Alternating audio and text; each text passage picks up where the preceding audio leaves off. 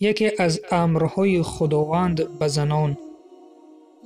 به نام عزت پاک با عرض سلام و ادب و احترام، الله سبحانه و تعالی به زنان مؤمن امر کرده چنین میگوید: بسم الله الرحمن الرحیم وقل للمؤمنات يغضضن من أبصارهن ويحفظن فروجهن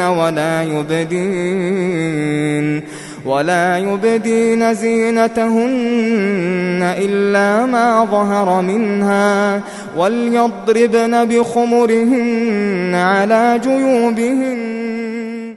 یعنی و به زنان مؤمن بگو که چشم خود را بپوشند و شرمگاه خود را نگاه دارند و آرایش خود را یعنی موضعهای زیور آشکار نکنند مگر آنچه از آن موضعها ظاهر است، یعنی روی و دو کف دست، و باید که سراندازهای خود را بر گریبانهای خود فرو گذارند.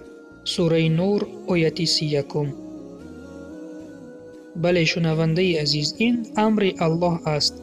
آیت دوام دارد، لیکن موضوع ما تا همین جاست. در این آیت الله سبحانه و تعالی به زنان مؤمن امر کرده می فرماید که چشمان خود را بپوشند، یعنی بجز از شوهر خود به دیگران با شهوت نظر نکنند، چون همه گناهان از نظر کردن آغاز می یابند و شرمگاه خود را نگاه دارند، یعنی شرف و ناموس خود را حفظ کرده به زنا نزدیک نشوند و اینچنین آرایش خود را آشکار نکنند، یعنی زیر و زیورات خود را نه برای کوچه و مردم بلکه تنها برای شوهر خود در خانه انجام بدهند. و در دوام آیت می فرماید مگر آنچه از آن ظاهر است، یعنی روی و دو کف دست، و باید که سراندازهای خود را بر گریبانهای خود فرو گذارند، بجز از روی و کفانی دست خود دیگر همه جای خود را محکم بپوشانند.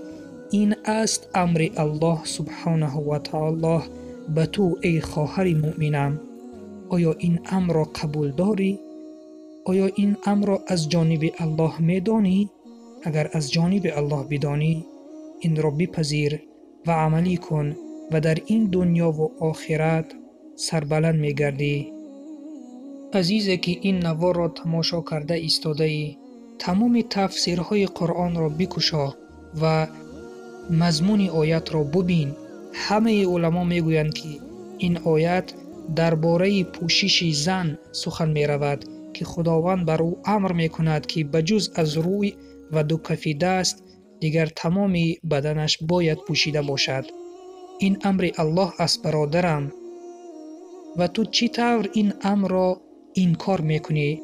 حالان که اگر یکی از امرهای خداوند را انکار کنیم ایمان را از دست داده ایم، گرچنده که خود را مسلمان شماریم.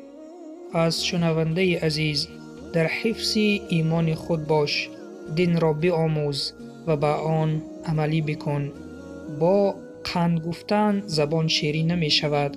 با مسلمان گفتن این مضمون آن ندارد که ما مسلمانی کامل هستیم. دین را آموخته حیات این دنیا و آخرت خود را با نور دین منور کنیم، چون این دین دین الله است و الله پروردگار هر یکی ما و شماست و هیچگاه پروردگار ما به ما بدی را نمی خواهد. خداوند شاهد باش که من این امر تو را به آنها برسانیدم. و سلام بر آن شخصانی که راه هدایت را پیش گرفتند.